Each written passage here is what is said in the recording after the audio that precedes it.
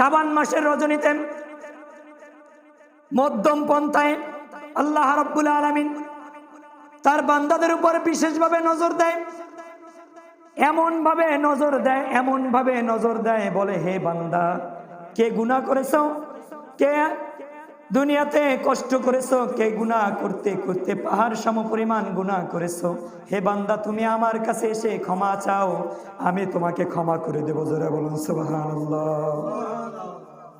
যখন মহান মালিকের কাছে হাত তুলে বলি, ওগো মালিক আমার এই অভাবটা দূর করে দাও, ফেরেশতারা আপনাকে দেওয়ার জন্য পাগল হয়ে যায়। জোরে বলুন সুবহানাল্লাহ। ফেরেশতারা আপনাকে দেওয়ার জন্য পাগল হয়ে যায়।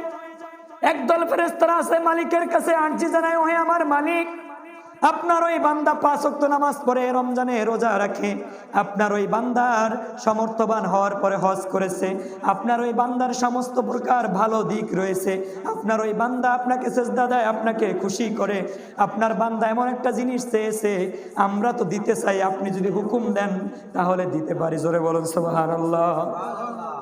মহান মালিক আমার ডাক দিয়ে বলেন, হে ফেরেশতারা কোন বান্দা চেয়েছে? কয় অমুক পাড়ার অমুকের ছেলে অমুক চেয়েছে, যিনি আপনার 5 ওয়াক্ত নামাজ আদায় করে।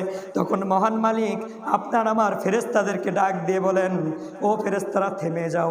কি বলে? হে ফেরেশতারা থেমে যাও, আরো চাইতে দাও, আমার কাছে আরো চাও। আমার তো ভালোই লাগে, আমার প্রেমে দিও না হয়ে ওই বান্দারা আমার কাছে চাইতেছে, চাক না, আমার তো ভালোই লাগতেছে, আরেকটু চাক না, আরেকটু কান্না করুক না, আমি তো ওকে দিব, তবে একটু পরে দিই, আরেকটু জিকির করুক না আমার। জোরে বলুন সুবহানাল্লাহ। আর যখন একজন বদকার মানুষ সমাজের ভিতরে দেখা যায়, যাদের চেহারার দিকে তাকাইলেই দেখা যায় বদকার চেহারার ভিতরে এমন ছাপ রয়েছে যেটা দেখলে আপনিও চিনতে পারেন, এ লোক বেনামাজি, নামাজ পড়ে না, এ লোক স্ত্রীর উপর অত্যাচার করে, এ লোক মানুষের উপর অত্যাচার করে, এ লোক মানুষকে কষ্ট দেয়, এ লোক অত্যাচারিত, এ লোকের দিকে তাকাইলেই আপনি আমি চিনতে পারি। কথা ঠিক কিনা? এই যে দৃশ্যগুলো আপনার আমার চোখের সম্মুখে ভাসে, ধরেন একজন বিদুর মিজার ইমান নাই, একজন ইহুদি নাসারা খ্রিস্টান, যারা দুনিয়ামুখী, এই দুনিয়ার ভিতরে এমন জিনিস করেছে, এমন জিনিস পেয়েছে যাদের কোনো সম্পদের অভাব নাই। ইহুদিদের সম্পদের অভাব আছে। এই যে বড় বড় যারা ইহুদি, আমের ইউরোপ কান্ট্রিতে যারা আছে, যারা ইহুদি, এমন ইহুদি, এই ইহুদিদের কোনো সম্পদের অভাব হয় না। একজন সাচ্চা ইমানদার চাইবে, আল্লাহ বলেন একটু পরে দাও। একজন বিধর্মী, একজন খ্রিস্টান, একজন নাসারা, একজন ইমান আনার পরেও একজন মানুষ যখন আল্লাহর পথ থেকে দূরে চলে যায়, ওই মানুষটা যখন মহান মালিকের কাছে চাইবে, তখন ফেরেশতারা দিতে চাইবে না, অথচ আল্লাহ রাব্বুল আলামিন ডাক দিয়ে বলেন, দূর করো একে তাড়াতাড়ি দিয়ে। জোরে বলুন নাউজুবিল্লাহ। কি বলে? যে দূর করো, খতামাল্লাহু আলা কুলুবিহিম, আমি ওর কলবের ভিতরে মোহর মেরে দিয়েছি, একে দূর করে দাও।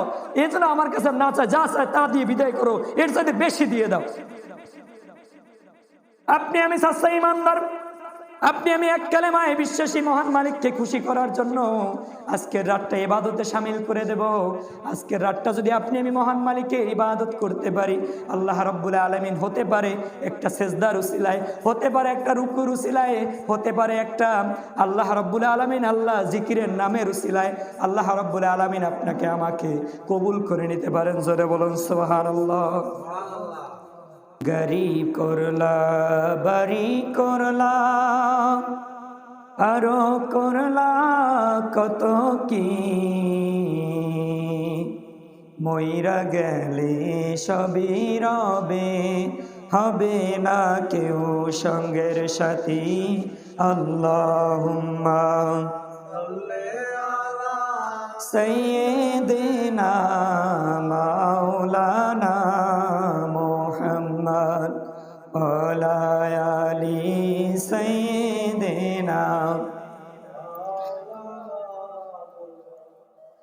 বাবা গেল, দাদা গেল, আরো গেল জননী, কোন দিন যেন ডাকাশিবে কবর দেশের যাইবানি। আল্লাহুম্মা সাল্লি আলা মাওলানা মুহাম্মদ ওলায়ানি সাইয়্যিদিনা মাওলানা মুহাম্মদ। এ হাত দিয়ে কত মানুষ রাখলা ওই যে কবরে, এ হাত দিয়ে কত কবর খোরলা এই যে জমিনে। কোথায় যেন জায়গা আছে, সেথায় যেতে হবে নিজ মনে। আল্লাহুম্মা সাল্লি আলা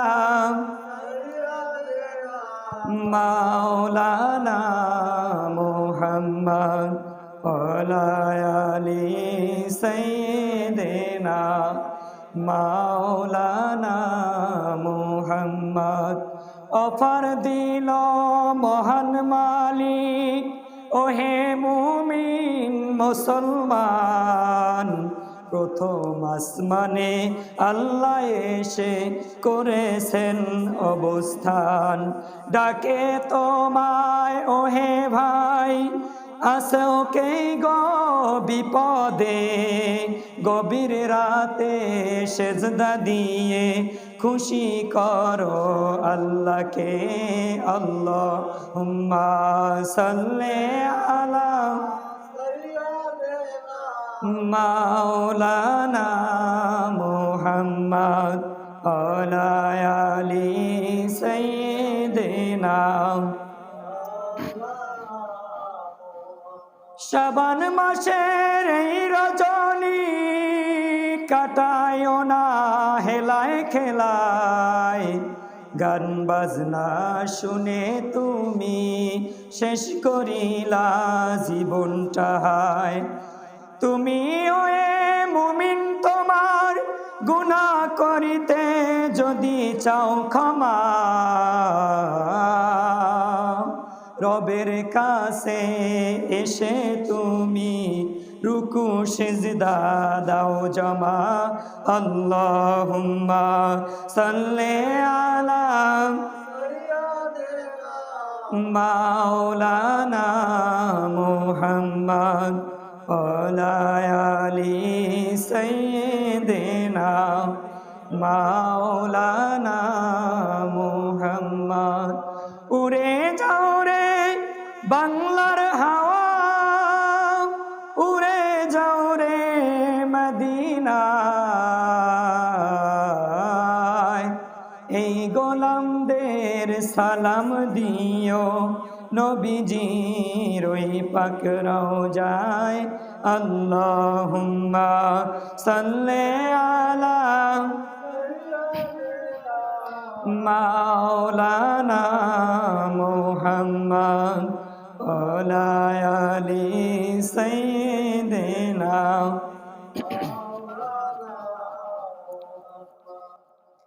মহান রব্বুল আলামিনের দরবারে লাখো কোটি শুকর ও সুজুদ, যেই মহান রব্বুল আলামিন আপনাকে আমাকে ভালোবেসে মায়া করে মহব্বত করে দুনিয়াবি সকল প্রকার কাজ কর্ম থেকে বিরত রেখে পবিত্র শ্রাবণ মাসে পবিত্র রজনীতে আল্লাহ রাব্বুল আলামিন আপনাকে আমাকে কবুল করেছেন। আপনি আমি মসজিদে আসতে পেরেছি, এর জন্য একবার বলি আলহামদুলিল্লাহ। আরো শুকরিয়া জানাই ওই মহান রব্বুল আলামিনের দরবারে, যেই মহান রব্বুল আলামিন আপনাকে আমাকে দুনিয়ামুখী, দুনিয়ার মোহ, দুনিয়ার মায়া, দুনিয়ার মহব্বত, সংসারের মায়া, সংসারমুখী জাগতিক লাইনের প্রেমিক গুলাকে আল্লাহ রাব্বুল আলামিন দূরে রেখে আপনাকে আমাকে আল্লাহ রাব্বুল আলামিনের প্রেমে, আল্লাহ রাব্বুল আলামিনের রাজি খুশিতে, মহান রব্বুল আলামিনের ডাকে সাড়া দিয়ে পবিত্র রজনীতে মসজিদে আসার এবং বসার মতো তৌফিক দান করে দিয়েছেন। এর জন্য আরেকবার বলি আলহামদুলিল্লাহ। আরো শুকরিয়া জানাই ওই মহান রব্বুল আলামিনের দরবারে, বিশ্বনবী হযরত মুহাম্মদ মুস্তাফা সাল্লাল্লাহু আলাইহি ওয়াসাল্লামের শ্রেষ্ঠতম উম্মত হিসেবে আপনাকে আমাকে কবুল করেছেন, বিনা আরজিতে, বিনা দরখাস্তে, বিনা চিঠিতে, বিনা মুনাজাতে, বিনা দোয়ায়। আল্লাহ রাব্বুল আলামিন আপনাকে আমাকে এই পৃথিবীতে শ্রেষ্ঠতম একজন মহামানব, সরকারে দোজাহান, দোজাহানের বাদশাহ নূর মোহাম্মদ আহমদ মুস্তফা সাল্লাল্লাহু আলাইহি ওয়াসাল্লাম, মোহাম্মদ মুস্তফা সাল্লাল্লাহু আলাইহি ওয়াসাল্লামের শ্রেষ্ঠতম উম্মত হিসেবে দুনিয়াতে পাঠিয়েছেন। এর জন্য আরেকবার বলি আলহামদুলিল্লাহ। সম্মানিত উপস্থিতি, আজকের এই রজনীটা আপনার আমার জন্য একটি বিশেষ রজনী। আল্লাহ রাব্বুল আলামিন আপনাকে আমাকে ক্ষমা করার জন্য, আল্লাহ রাব্বুল আলামিন আপনার আমার মনের আশা পূরণ করার জন্য, আল্লাহ রাব্বুল আলামিন আপনার আমার মনের কষ্ট দূর করার জন্য আজকের এই রজনীটা আপনাকে আমাকে দান করেছেন। রহমতের রজনী হিসাবে আল্লাহ রাব্বুল আলামিন আপনাকে আমাকে দিয়ে দিয়েছেন। এর জন্য আরেকবার বলি আলহামদুলিল্লাহ। সম্মানিত উপস্থিতি, মহান রব্বুল আলামিন আপনার আমার জন্য এই পৃথিবীতে যা কিছু সৃষ্টি করেছেন, আল্লাহ রাব্বুল আলামিন আপনাকে আমাকে উপকার করার জন্য, ভালো রাখার জন্য আল্লাহ রাব্বুল আলামিন আপনাকে আমাকে নেয়ামত হিসেবে দিয়েছেন। এর জন্য আরেকবার বলি আলহামদুলিল্লাহ। আজকে মানুষ নেমোখারাম হতে পারে ঠিকই, আজকের মানুষ আল্লাহ রাব্বুল আলামিনের নাশুকরি করতে পারে ঠিকই, দুনিয়ার মানুষগুলো আল্লাহ রাব্বুল আলামিনকে রব বলে স্বীকার করার পরেও তার হুকুম আহকাম পালন করা থেকে বিরত থাকতে পারে ঠিকই, কিন্তু আল্লাহ রাব্বুল আলামিন আপনাকে আমাকে সব কিছু জন্য ক্ষমা চাওয়ার জন্য আজকের এই রজনীটা দান করে দিয়েছেন। এর জন্য আরেকবার বলি আলহামদুলিল্লাহ। আজকের দুনিয়ার মানুষ মসজিদ থেকে দূরে থাকতে পারে ঠিকই, দুনিয়ার কাজে, জাগতিক লাইনের কাজে, সংসারের ঝই ঝামেলা, বিভিন্ন কাজকর্ম করার জন্য বাজারঘাট, দোকানপাট, চায়ের আড্ডায় বসে যেতে পারে ঠিকই, দুনিয়ার মানুষগুলো ওয়াদা দিয়ে ওয়াদা ভঙ্গ করতে পারে ঠিকই, কিন্তু মহান মালিক, মহান রব তার হাবিব সাল্লাল্লাহু আলাইহি ওয়াসাল্লামের মাধ্যমে জানিয়ে দিয়েছেন আজকের এই রজনীতে সূর্য অস্তের সাথে সাথে আপনার আমার মালিক আল্লাহ রাব্বুল আলামিন প্রথম আসমানে এসে হাজির হয়ে গিয়েছেন। জোরে বলুন সুবহানাল্লাহ। সম্মানিত হাজিরিন, আজকের রজনীটা হলো আপনার আমার জন্য বরাতের রজনী। বড় জোরে বলুন সুবহানাল্লাহ। কিসের রজনী? বরাতের রজনী। লাইলাতুল নিসফি মিন শাবান, শাবানের যে মধ্য রজনী আছে,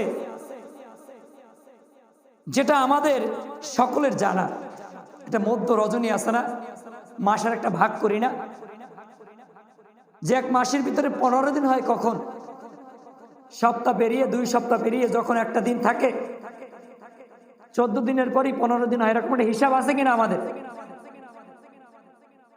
কিংবা আপনাকে একটা প্রতিষ্ঠান থেকে বেতন দেয় প্রতি মাসের 15 তারিখ, আপনি আমি ওইটা হিসাব করে রাখি, পাওনাদার, দোকানপাট, যেখানেই আপনি বাকি খাই না কেন, সব জায়গায় বলি যে আমার বেতন আসবে 15 তারিখ, মাসের মধ্যম আমি বেতন পাবো, ওই সময় টাকাটা দিয়ে দেবো, কথা ঠিক কিনা? এই যে ধারণাগুলো আপনি আমি করে থাকি, শাবান মাসের একটা মধ্য রজনী আছে। কি রজনী? মধ্যম রজনী আছে, যেটা আজকের এই দিনে। জোরে বলুন সুবহানাল্লাহ। এই যে মধ্যম রজনী আছে, সেটা আপনার আমার সকলেই জানা। আজকের এই রাতে যে নামাজ পড়ব তাকে বলা হয় আপনার আমার জন্য কি শবে বরাতের নামাজ। জোরে বলুন সুবহানাল্লাহ। শবে বরাত আপনার আমার জন্য একটি নিয়ামত স্বরূপ, আল্লাহ রাব্বুল আলামিন অফার স্বরূপ দিয়ে দিয়েছেন। আপনার আমার জীবনে এমন এমন দিন রয়েছে,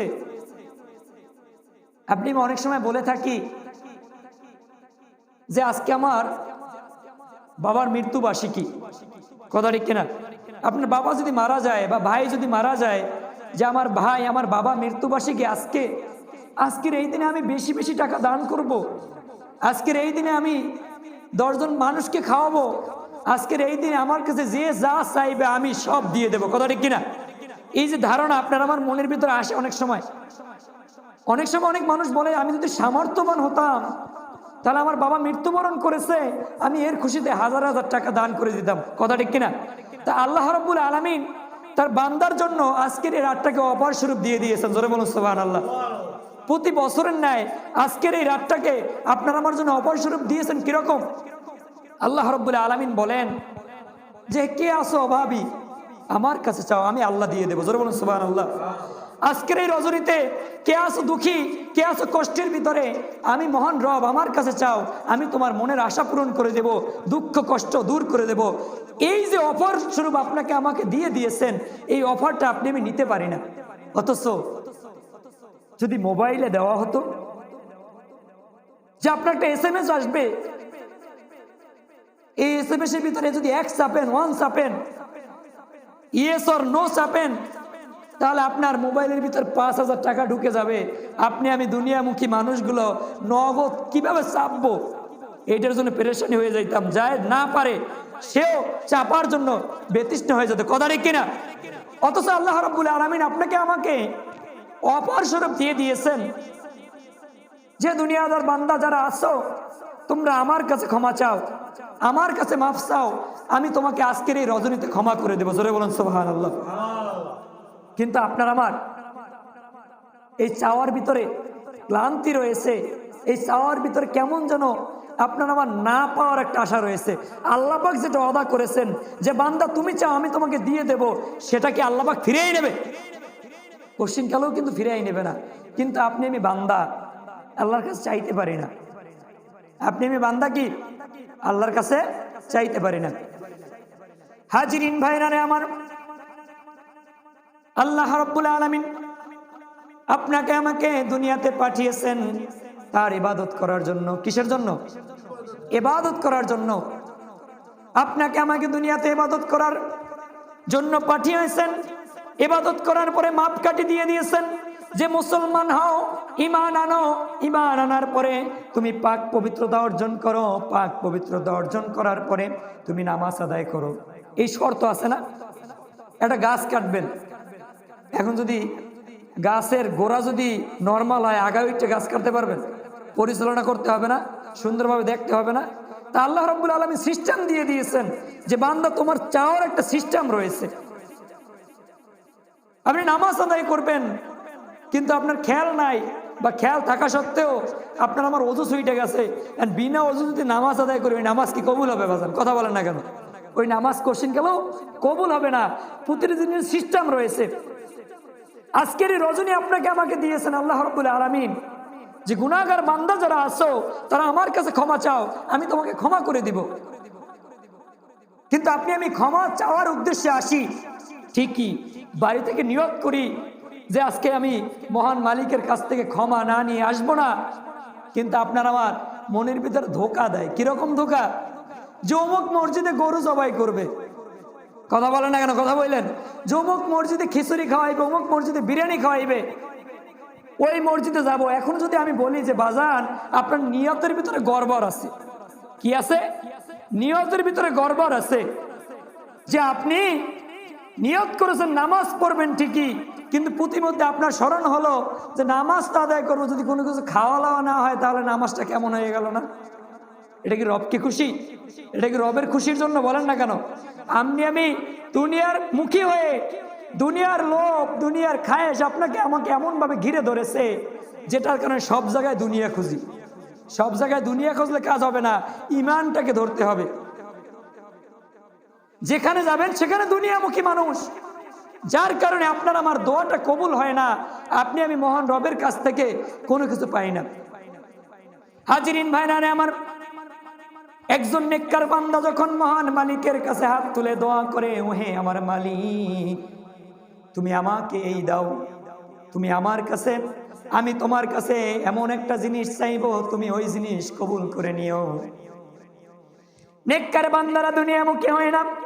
নেককার বান্দারা দুনিয়াতে বসে কষ্ট করে, দুনিয়াতে বসে আল্লাহ রাব্বুল আলামিনের নাজ নেয়ামত খাইয়া আল্লাহ রাব্বুল আলামিনের সমস্ত প্রকার নেয়ামত খাইয়া শুকরিয়া আদায় করে, ওই শুকরিয়া আদায় করার পরে আল্লাহ রাব্বুল আলামিন ওই বান্দাদেরকে বাঁচাইয়া রাখেন। বাঁচাইয়া রাখার পরে কোনো নেককার বান্দার দিকে তাকাইলে দেখা যায় অনেক কষ্টে দিনকাল কাটে। কথা ঠিক কিনা? আপনি নেককার ভালো বান্দা যারা আসে, যারা কষ্ট করে খায়, এদের দিকে দেখবেন যে এরা খুব কষ্টের ভিতরে আছে। আপনি আমি যখন মহান মালিকের কাছে হাত তুলে বলি, ওগো মালিক আমার এই অভাবটা দূর করে দাও, ফেরেশতারা আপনাকে দেওয়ার জন্য পাগল হয়ে যায়। জোরে বলুন সুবহানাল্লাহ। ফেরেশতারা আপনাকে দেওয়ার জন্য পাগল হয়ে যায়। একদল ফেরেশতারা আছে মালিকের কাছে আরজি জানায়, ওহে আমার মালিক, আপনার ওই বান্দা 5 ওয়াক্ত নামাজ পড়ে, রমজানে রোজা রাখে, আপনার ওই বান্দার সমর্থবান হওয়ার পরে হজ করেছে, আপনার ওই বান্দার সমস্ত প্রকার ভালো দিক রয়েছে, আপনার ওই বান্দা আপনাকে সেজদা দেয়, আপনাকে খুশি করে, আপনার বান্দা এমন একটা জিনিস চেয়েছে আমরা তো দিতে চাই, আপনি যদি হুকুম দেন তাহলে দিতে পারি। জোরে বলুন সুবহানাল্লাহ। মহান মালিক আমার ডাক দিয়ে বলেন, হে ফেরেশতারা কোন বান্দা চেয়েছে? কয় অমুক পাড়ার অমুকের ছেলে অমুক এসে যিনি আপনার 5 ওয়াক্ত নামাজ আদায় করে। তখন মহান মালিক আপনার আমার ফেরেশতাদেরকে ডাক দিয়ে বলেন, ও ফেরেশতারা থেমে যাও। কি বলে? হে ফেরেশতারা থেমে যাও, আরো চাইতে দাও, আমার কাছে আরো চাও। আমার তো ভালোই লাগে, আমার প্রেমে দিওয়ানা হয়ে ওই বান্দারা আমার কাছে চাইতেছে, চাক না, আমার তো ভালোই লাগতেছে, আরেকটু চাক না, আরেকটু কান্না করুক না, আমি তো ওকে দিব, তবে একটু পরে দিই, আরেকটু জিকির করুক না আমার। জোরে বলুন সুবহানাল্লাহ। আর যখন একজন বদকার মানুষ সমাজের ভিতরে দেখা যায়, যাদের চেহারার দিকে তাকাইলেই দেখা যায় বদকার চেহারার ভিতরে এমন ছাপ রয়েছে যেটা দেখলে আপনিও চিনতে পারেন এ লোক বেনামাজি, নামাজ পড়ে না, এ লোক স্ত্রীর উপর অত্যাচার করে, এ লোক মানুষের উপর অত্যাচার করে, এ লোক মানুষকে কষ্ট দেয়, এ লোক অত্যাচারিত, এ লোকের দিকে তাকাইলেই আপনি আমি চিনতে পারি। কথা ঠিক কিনা? এই যে দৃশ্যগুলো আপনার আমার চোখের সম্মুখে ভাসে, ধরেন একজন বিদুর্মী যার ইমান নাই, একজন ইহুদি নাসারা খ্রিস্টান যারা দুনিয়ামুখী, এই দুনিয়ার ভিতরে এমন জিনিস করেছে, এমন জিনিস পেয়েছে যাদের কোনো সম্পদের অভাব নাই। ইহুদিদের সম্পদের অভাব আছে। এই যে বড় যারা ইহুদি, আমের ইউরোপ কান্ট্রিতে যারা আছে, যারা ইহুদি, এমন ইহুদি, এই ইহুদিদের কোনো সম্পদের অভাব হয় না। একজন সাচ্চা ইমানদার চাইবে, আল্লাহ বলেন একটু পরে দাও। একজন বিধর্মী, একজন খ্রিস্টান, একজন নাসারা, একজন ইমান আনার পরেও একজন মানুষ যখন আল্লাহর পথ থেকে দূরে চলে যায়, ওই মানুষটা যখন মহান মালিকের কাছে চাইবে তখন ফেরেশতারা দিতে চাইবে না, অথচ আল্লাহ রাব্বুল আলামিন ডাক দিয়ে বলেন, দূর করো একে তাড়াতাড়ি দিয়ে। জোরে বলুন নাউজুবিল্লাহ। কি বলে? যে দূর করো, খাতামাল্লাহু আলা কুলুবিহিম, আমি ওর কলবের ভিতরে মোহর মেরে দিয়েছি, একে দূর করে দাও। এই জন্য আমার কাছে না চায়, যা চায় তা দিয়ে বিদায় করো, এর চাইতে বেশি দিয়ে দাও। আপনি আমি সাচ্চা ইমানদার, আপনি আমি এক কালেমায় বিশ্বাসী, মহান মালিককে খুশি করার জন্য আজকের রাতটা ইবাদতে শামিল করে দেব। আজকের রাতটা যদি আপনি আমি মহান মালিকের ইবাদত করতে পারি, আল্লাহ রাব্বুল আলামিন হতে পারে একটা সেজদার উসিলায়, হতে পারে একটা রুকুর উসিলায়, হতে পারে একটা আল্লাহ রাব্বুল আলামিন আল্লাহ জিকিরের নামের উসিলায় আল্লাহ রাব্বুল আলামিন আপনাকে আমাকে কবুল করে নিতে পারেন। জোরে বলুন সুবহানাল্লাহ। আল্লাহ যদি ক্ষমা করে, আল্লাহ যদি ক্ষমা করে, তাহলে এক জাররা আমলের জন্য আপনাকে আমাকে ক্ষমা করে দিতে পারে। কথা ঠিক কিনা? সম্মানিত হাজিরিন, আপনারা আমার জন্য সবে বরাত একটি নিয়ামতের রাত। প্রথম কথা হলো, সব শব্দটা হলো ফার্সি। কি শব্দ? ফার্সি শব্দ। কি শব্দ? একটু পড়াশোনা করি, আমরা একটু জানি যে সবে বরাত আমরা বাংলা বানাইয়ে ফেলাইছি। সব শব্দের অর্থ কি? সব শব্দটা আসল হলো কি? ফার্সি, আর বারাত শব্দটা হলো আরবি। ফার্সি আর আরবি। বারাত বাংলা হলো রাত, বাংলা কি? রাত, বাংলা কি? রাত, পূর্ণময় রাত। কিময় রাত? পূর্ণময় রাত, বরকতময় রাত। যে রাতের ভিতরে কোনো কি অপূর্ণ নাই, সবকিছু পূর্ণ। যেই রাতের ভিতরে মহান মালিক সূর্যাস্তের সাথে সাথে প্রথম আসমানে আইসে যাইতে পারে, আপনার আমার জন্য ওই রাতকে আল্লাহ পাক অপূর্ণ রাখবে। জোরে বলুন কথা ঠিক কিনা? আল্লাহ রাব্বুল আলামিন কোশ্চিনকালেও অপূর্ণ রাখবে না। সম্মানিত হাজিরিন, আল্লাহ রাব্বুল আলামিন আজকে আমাদেরকে যে রাতটা দিয়েছেন, এই রাতটা অতি গুরুত্বপূর্ণ একটি রাত। তবে এই রাত নিয়ে বাড়াবাড়ি করা যাবে না। বাড়াবাড়ি কি? অনেকে সাজায়, অনেকে দুনিয়ার খানাপিনা খাওয়ার জন্য এই রাতটাকে খাবারমুখী বানায় ফেলায়। খাবারমুখী কিরকম? যে সবে বরাত গরু জবাই হবে না, সবে বরাত একটু খিচুড়ি হবে না, একটু বিরিয়ানি হবে না। তাহলে আমি মনে করি একদল মানুষ আছে যারা মনে করে সবে বরাত আইলেই গরুর গোস্ত খাইতে পারবো। কথা ঠিক কিনা? অথচ এই রাত নিয়ে বাড়াবাড়ি করা যাবে না। এই রাতটা আপনার আমার জন্য ইবাদতের রাত। এখন আপনি আমি ইবাদতের ভিতরে না কাটাই যদি খানাপিনার ভিতরে লইয়া যাই, এমনও মুসল্লি আছে, এমনও মানুষ আছে নিয়ত করে যে নামাজ তো এশারের নামাজ 9টায় যায়, এশারের সময় পড়বো, তারপরে নামাজ পড়ে কোনো মতে আইসা পড়বো, যখন ওই মোনাজাত দেবে খাবার যেখানে আছে ওইখানে চইলা যাব। সবাই বলেন নাউজুবিল্লাহ।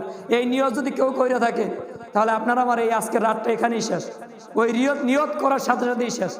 এমনও মানুষ আছে প্রত্যেকটা দাওয়াত দেয় যে অমুক মসজিদে আজকে বিরিয়ানি খাওয়াইবে, তো কি কয়? অথচ যে নামাজ যে জিনিসটা রয়েছে, সহি যে নিয়ম কানুন রয়েছে, সুন্দরভাবে রবকে খুশি করবে, কার কাছে ক্ষমা চাইতে হবে, কার সম্পদ লুণ্ঠন করে খেয়েছে, কাকে ঠকিয়ে খেয়েছে, কার মনের ভিতরে কষ্ট দিয়েছে, ওই কথাগুলো মনে রাখে না মানুষ। ওই মানুষ মনে রাখে কোন জায়গায় খাওয়া হবে। কথা ঠিক কিনা?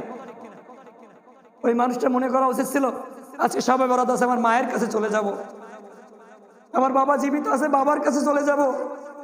ওই মাকে আমি কথার দ্বারা কষ্ট দিয়েছি, ওই মাকে আমি আমার চোখ রাঙানি দ্বারা কষ্ট দিয়েছি।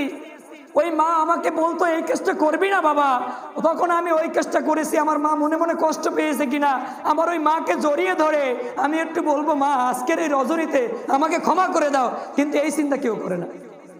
কথা ঠিক কিনা? এই চিন্তাটা কেউ করে না। যাদের বাবা জীবিত আছে, এমন কোন সন্তান আছে বুকে হাত দিয়ে বলতে পারবে বাবার কথার অবদ্ধ হয় না? কেউ বলতে পারবে না। কিন্তু ওই বাবা জীবিত আছে, আজকে সন্তান বাবার কাছে গিয়ে ক্ষমা চায় নাই, আজকে সন্তান বাবার হাত ধরে বলে নাই, ও বাবা আমাকে মাফ করে দাও, আমি তোমার কতই না কষ্ট দিয়েছি। এক সন্তান প্রশ্ন করতেছে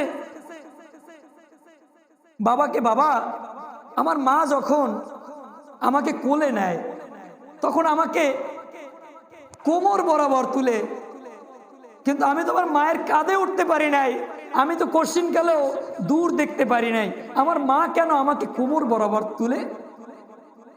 আর বাবা তুমি যখন আমাকে কোলে নাও কখনো কোমরে নাও না বাবা, যখনই তুমি সময় পাও তখনই আমাকে কাঁধের উপরে নাও কেন বাবা? এই প্রশ্ন করার পর ওই বাবা তখন জবাব দেয়, মা চায় আমার সন্তান এই কোমরের উপর বরাবর যা আছে ওই পর্যন্তই দেখুক। কথা ঠিক কিনা? আর বাবা চায় যে আমার সন্তান আমার চাইতে মাথা উঁচু করে দাঁড়াক, আমার সন্তান আমি যতদূর পর্যন্ত গেছি এর চাইতে বেশি দূর পর্যন্ত যাক, আমাকে যা না চিনে, আমাকে যারা চিনে আমার সন্তানকে তার চাইতে বেশি চিনুক, আমার সন্তানকে আমার এই দুনিয়াটা আমার মাথার উপরে করে দাও। এই হলো আপনার আমার জন্য বাবা। আপনি আমি দুনিয়ার খাবারের পাগল হয়ে গিয়েছি, আপনি আমি দুনিয়ামুখী হয়ে গিয়েছি, একদম দুনিয়ামুখী বলবো। দুনিয়ামুখী যদি না হতেন আপনি বান্দা মসজিদে চলে আসতেন। এই দুনিয়ামুখী যদি আপনি না হতেন আপনি বান্দা মহান রবকে সিজদা দেওয়ার চেষ্টা করতেন, খুশি করার চেষ্টা করতেন। অথচ সবে বরাত ঠিকই পালন করবে তারা নফলের মাধ্যমে, কিন্তু এমনও মুসল্লি আছে যাদের দ্বারা 5 ওয়াক্ত নামাজটাই হয় না। কথা ঠিক কিনা? এটা হলো আপনার আমার সমাজের বাস্তবতা। হাজিরিন ভাইরা রে আমার, বিশ্বনবী সাল্লাল্লাহু আলাইহি ওয়াসাল্লাম তার হাদিসে পাকের ভিতরে বর্ণনা করেন, তিনি বলে দিয়েছেন মহান রব্বুল আলামিন শাবান মাসের 15 তারিখে মধ্য রজনীতে বিশেষভাবে নজর দেন। জোরে বলুন সুবহানাল্লাহ। কি বলছেন? শাবান মাসের রজনীতে মধ্যম পন্থায় আল্লাহ রাব্বুল আলামিন তার বান্দাদের উপর বিশেষভাবে নজর দেয়। এমন ভাবে নজর দেয় বলে, হে বান্দা কে গুনাহ করেছো, কে দুনিয়াতে কষ্ট করেছো, কে গুনাহ করতে করতে পাহাড় সম পরিমাণ গুনাহ করেছো। হে বান্দা, তুমি আমার কাছে এসে ক্ষমা চাও, আমি তোমাকে ক্ষমা করে দেবো। জোরে বলুন সুবহানাল্লাহ। আপনার আমার মালিক আপনাকে আমাকে ক্ষমা করার জন্য আকুল হয়ে আছেন। আপনার আমার মালিক আপনাকে আমাকে ক্ষমা করার জন্য এমন কোন সিস্টেম রাখেন নাই যেটা আপনাকে আমাকে দেন নাই। কিন্তু আপনি আমি ক্ষমা চাওয়ার মতো অবস্থার ভিতরে যাই না। আপনি আমি অনেক সময় চিন্তা করি, হায় হায় আমি এত গুনাহ করেছি, আল্লাহ কি ক্ষমা করবে? চিন্তা করি না যে আমি এমন গুনাহ করেছি, আল্লাহ কি ক্ষমা করবে? আমি প্রশ্ন করবো, হে দুনিয়ার মানুষ, আপনি কি দাহিয়াতুল কালবির চাইতে গুনাহ বেশি করছেন, যে নিজ হাতে আপন সন্তানকে হত্যা করতে? আপনি কি অত্যাচারী শাসকের চাইতে বেশি গুনাহ করছেন? আপনি কি 100 জন মানুষকে খুন করা ব্যক্তির চাইতে বেশি গুনাহ করছেন? কোশ্চিন কালেও না। আপনার আমার দ্বারা এমন কোনো গুনাহ হয় নাই যেটার কারণে আপনি আমি ক্ষমা পাবো না।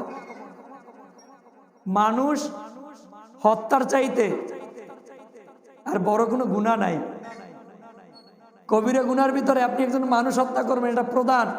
একজন মানুষকে অন্যায়ভাবে হত্যা করছেন, এটার চাইতে গুনাহ আছে। হত্যা করার পরে ওর আমল নামায় যত গুনাহ আছে সব আপনার আমার আমল নামায় আইবে, যে হত্যা করবে। তা আপনি আমি কি এমন গুনাহ করেছি যার জন্য মহান রবের কাছে ক্ষমা চাইতে পারি না? 2 ফোঁটা চোখের পানি মাত্র আপনি আমি ফালাইতে পারি না, লজ্জা করে। কি করে? একটা লোক হাউমাউ করে কান্না করে মালিকের কাছে, তখন আপনি আমি বলি কি, তাকাইয়া দেখি এইভাবে যে অমুকে কান্না করতেছে। এটা হলো আপনার আমার ইবাদতের অবস্থা। সম্মানিত হাজিরিন, আমি বলতে চাই আজকে আল্লাহ রাব্বুল আলামিন সকল গুনাহ ক্ষমা করে দিবেন। জোরে বলুন সুবহানাল্লাহ।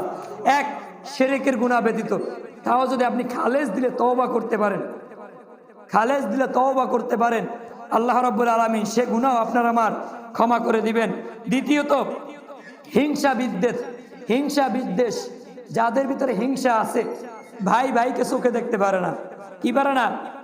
ভাই বোনকে চোখে দেখতে পারে না, আত্মীয়কে চোখে দেখতে পারে না, এক দোকানদার আর এক দোকানদারকে চোখে দেখতে পারে না। এইরকম হিংসা যাদের ভিতরে আছে, তাদের এই হিংসা দূর করতে হবে। যদি তাদের এই মনের ভিতরে হিংসা থাকে, তাদেরকে আল্লাহ রাব্বুল আলামিন ক্ষমা করবে না। দ্বিতীয়ত হলো মুশরিক, যারা মূর্তি পূজা করে, যারা বিভিন্ন পূজা মণ্ডপ, বিভিন্ন জায়গায় বিভিন্ন প্রকার আল্লাহ রাব্বুল আলামিনের শিরকেই উপস্থাপনার কাজের সাথে লিপ্ত থাকে, তাদেরকে ব্যতীত আল্লাহ রাব্বুল আলামিন সবাইকে ক্ষমা করে দিবেন। জোরে বলুন সুবহানাল্লাহ। এখন ক্ষমাকে আপনার আমার চাইতে হবে না? সম্মানিত হাজিরিন, আপনাকে আমাকে ক্ষমা চাইতে হবে।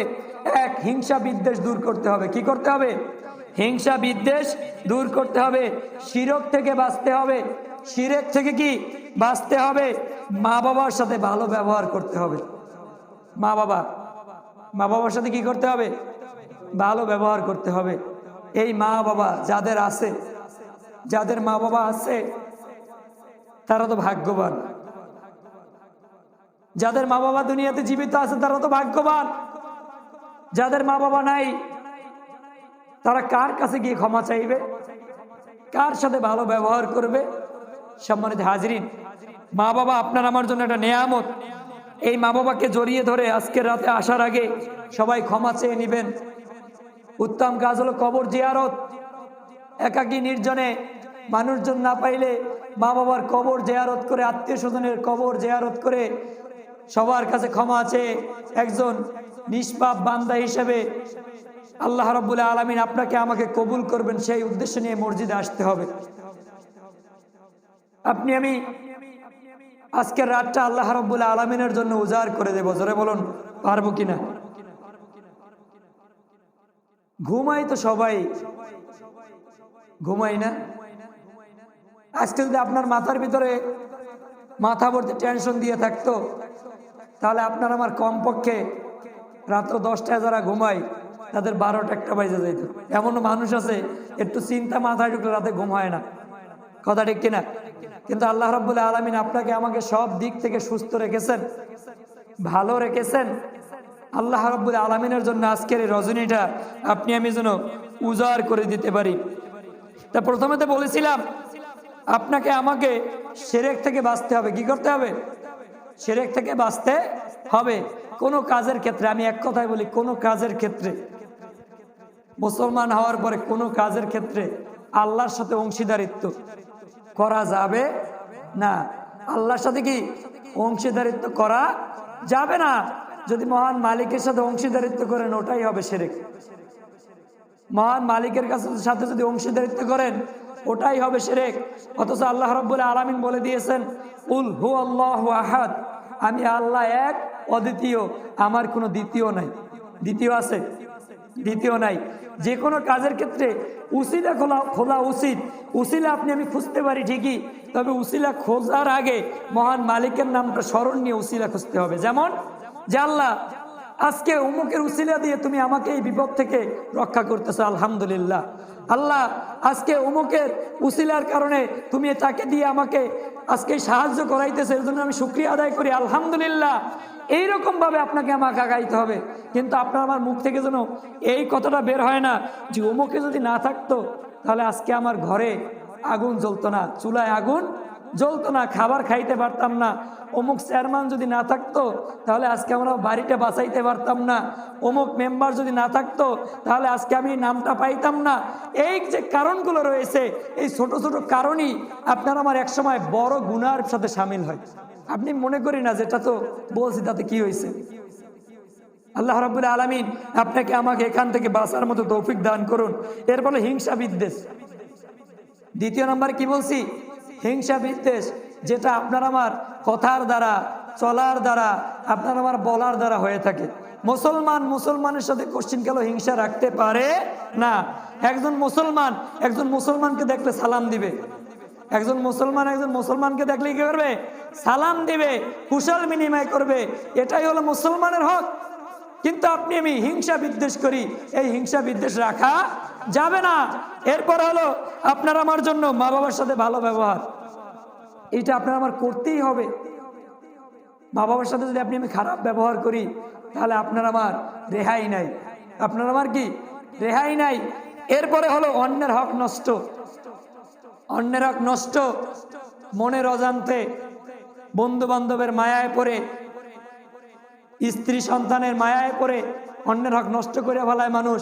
এই অন্যের হক নষ্ট যদি করে থাকেন তাহলে আপনার আমার প্রথমটা হলো যেটা হলো শিরক করা, শিরকের গুনাহ আল্লাহ মাফ করবেন তওবা যদি খালেসভাবে করতে পারি। দ্বিতীয়টা হলো আপনার আমার হিংসা বিদ্বেষ, ওটাও আপনার আমার মানুষের সাথে ক্ষমা চাইলে মাফ করে দিবেন। 3 নম্বর হলো মা বাবার সাথে, মায়ের কাছে যদি ক্ষমা চায় কেউ, মা বাবা কি কোশ্চেন কেন ক্ষমা না করে পারবেন বলেন? মা বাবার কাছে যদি ক্ষমা চাইতে পারে, মা মাফ করে দাও, আর কিছু না, যে মা তোমাকে আমি এই কথার দ্বারা কষ্ট দিয়েছি, তুমি কি কষ্ট পেয়েছো, তুমি আমাকে ক্ষমা করে দিও। আর যদি বলতে পারেন যে মা হয়তোবা আজকের এই রজনীটা আমার জন্য শেষ রজনী হয়ে যেতে পারে, আজকের এই রজনীটা আমি তোমার কোলে নাও ফিরে আসতে পারি, যদি ফিরে আসি আলহামদুলিল্লাহ, মা নিয়ত করলাম তোমাকে আর কোশ্চেনকালে কষ্ট দিব না, তুমি আমাকে ক্ষমা করে দিও। ওই মা তখন দুহাত তুলে দোয়া করবে। কিন্তু আমি বলতে লজ্জা পাই। এটি বাস্তবতা, আর কিছু না। আপনার সাহস আছে ঠিকই, আপনার সব কিছু আছে ঠিকই, কিন্তু আপনি আমি বলতে লজ্জা পাই, কেন যদি বাধা আসে। মায়ের কাছে বলবো, অথচ স্ত্রীর কাছে ক্ষমা চাইতে পারে। কথা কিন্তু বাস্তবতা। স্ত্রীর কাছে ক্ষমা চাইতে পারে, মাফ করে দাও, যা হয়েছে, কিন্তু ওই মায়ের কাছে সন্তান ক্ষমা চাইতে পারে না। আল্লাহ রাব্বুল আলামিন আপনাকে আমাকে বোঝার মতো তৌফিক দান করুন। এরপর হলো অন্যের হক নষ্ট। যদি কারো হক নষ্ট হয়ে থাকে তাহলে আপনি আমি তার কাছে গোপনে হোক, নিরালে হোক, সিটির মাধ্যমে হোক, বলার মাধ্যমে হোক, কাজের মাধ্যমে হোক, যেভাবেই হোক আপনাকে আমাকে ক্ষমা চেয়ে নিতে হবে। আপনাকে আমাকে কি ক্ষমা চেয়ে নিতে হবে। সম্মানিত হাজিরিন, আল্লাহ রাব্বুল আলামিন আপনাকে আমাকে বোঝার মতো তৌফিক দান করুন। সবাই বলেন আল্লাহুম্মা আমিন। আপনার আমার জন্য এই রাতটা একেবারেই সকলের জন্য গুনাহ ক্ষমা চেয়ে মহান রবের কাছে গুনাহ থেকে মুক্ত হয়ে আখিরি মোনাজাত দিয়ে সুন্দরভাবে এই রাতের নামাজ আদায় করে আপনি আমি যেন যেতে পারি। আল্লাহ পাক আপনাকে আমাকে সে তৌফিক দান করুন। সকলে আল্লাহুম্মা আমিন। সম্মানিত হাজিরিন, বিশেষ করে কবরবাসীর জন্য আজকের এই রাতটা অনেক গুরুত্বপূর্ণ। যারা আপনারা আমার এই দুনিয়া থেকে চলে গিয়েছে, যারা ওই অন্ধকার কবরে শায়িত আছে, তাদের জন্য আপনি আমি বেশি বেশি করে দোয়া করব। ছেলে মেয়ে সন্তান তাদের জন্য বেশি বেশি দোয়া করব। নামাজটা হলো আপনি আমি ফরজ নামাজ আদায় করার পরে, ইশারের নামাজ আদায় করার পরে, সুন্নাত পড়ার পরে আপনি আমি এই সবে বরাতের নামাজ আদায় করব, যে যার মতো করে, দুই রাকাত করে হোক কিংবা 4 রাকাত করে হোক। কিন্তু আমি মনে করি 2 রাকাত করে নামাজ আদায় করে মহান মালিককে ডাকা, যত খুশি ততবার আপনি আমি ডাকতে পারি। একটা রাত দিয়ে দেই না আল্লাহর জন্য। আপনি আমি যেন ঘুমের চিন্তা না করি, যেমন ঘুমে ধরছে চলে যাই, কি হবে কি হবে এটা বললে আপনি আমি ধরা খেয়ে যাব। যদি বলি নামাজ পড়েই বা কি হবে, এটা বললেই আপনি আমি ধরা খেয়ে যাব। 17 জন সাহাবীর দ্বারা এই রাতটা প্রমাণিত যে আল্লাহর কাছে এটা উত্তম মুক্তির রাত তার বান্দার জন্য। আপনি আমি এই রাতের আমলগুলোকে আপনি আমি আগলাইয়া ধরি। কাকে কোন সিলায় ক্ষমা করবে আপনি আমি জানি না। আপনার কি জানা আছে কোন সিলায় ক্ষমা করবে পাইবেন? কোন সিলায় ক্ষমা পাইবেন এটা জানা নাই। হয়তোবা আজকের এই খুশির কারণে আপনি আমি ক্ষমা পেয়ে যেতে পারি। হাজিরিন ভাইরানে আমার, খুশির কথা বলতে গিয়েছি, কোন সিলায় কাকে ক্ষমা করবে আপনার আমার জানা নাই। কাল হাসরের ময়দানে যখন আল্লাহ রাব্বুল আলামিন আপনাকে আমাকে জাররা জাররা পরিমাণ হিসাব নিবেন, জাররা জাররা পরিমাণ আমলের হিসাব নিবেন, জাররা জাররা পরিমাণ গুনার হিসাব নিবেন। এক বান্দার আমল নামাটা এমন ভাবে যাবে, হাদিস সাক্ষী দেয় ওই বান্দার আমল নামায় কোনো সবের কাজ নাই, কোনো ভালো কাজ নাই। সারা জীবন নাফরমানি করেছে, শুধু এক কালিমায় বিশ্বাসী ছিল, আল্লাহকে মানছে, মানার পরে উনি নাফরমানি করেছে। নাফরমানি করার পরে ওই বান্দারা যখন পুলসিরাতের দরজায় পার হয়ে যাবে, ওই পুলসিরাতের দরজায় যখন দাঁড়িয়ে যাবে, ফেরেশতারা যখন তাদের আমল নামাগুলো দেখবে, আমল নামাগুলো দেখার পরে ওই ফেরেশতারা তাকে জাহান্নামের ভিতরে ফালায় দেওয়ার চেষ্টা করবে। কি করবে? জাহান্নামের ভিতরে ফালায় দেওয়ার চেষ্টা করবে। আল্লাহ রাব্বুল আলামিন তখন ফেরেশতাদেরকে নিষেধ করে বলেন, হে ফেরেশতারা থেমে যাও, থেমে যাও। হতে পারে ওই বান্দার নাফরমান, হতে পারে ওই বান্দা গুনাহগার, হতে পারে ওই বান্দা এমন কোন পাপ নাই যেটা না করছে, তবে হে ফেরেশতারা শোনো শোনো, ওই বান্দার জীবনের ভিতরে এমন এমন এমন একটা নিয়ত আছে, এমন একটা নিয়ত আছে, যেই নিয়তটা হলো সহি নিয়ত। ওই বান্দাটা যতক্ষণ পর্যন্ত খারাপ কাজ করেছে, তার আমল নামায় গুনাহ লেখা হয়েছে, যখন বুঝতে পারছে, কি বুঝতে পারছে? যখন বুঝতে পারছে যে আমি ভুলের ভিতরে আছি। মানুষ বুঝে না যে আমি নামাজ পড়ি না, ভুলের ভিতরে আছি, আমি রোজা রাখি না, ভুলের ভিতরে আছি, আমি অন্যায়ভাবে মানুষের ক্ষতি করি, আমি ভুলের ভিতরে আছি। তখন থেকে যদি থেমে যায়, হাদিস সাক্ষী দেয় ওই বান্দাটা যখন বুঝতে পারছে আমি ভুলের ভিতরে আছি, তখনই থেমে গেছে যে আমি আর পাপের কাজ করব না, যা করছে ওই পর্যন্ত, আমি আর মানুষের ক্ষতি করব না। আল্লাহ রাব্বুল আলামিন ওই নিয়ত করার কারণে, ওই উসিলায় আল্লাহ রাব্বুল আলামিন তাকে ক্ষমা করে দিয়েছেন। জোরে বলুন সুবহানাল্লাহ। তাহলে আমি বলতে চাই, আপনাকে আমাকে কোন উসিলায় আল্লাহ রাব্বুল আলামিন কবুল করবে আপনার আমার জানা নাই। সম্মানিত হাজিরিন, আল্লাহ রাব্বুল আলামিন আপনাকে আমাকে সমস্ত প্রকার গুনাহ থেকে মুক্ত রেখে মাসুম বান্দা হিসেবে কবুল করে নিয়ে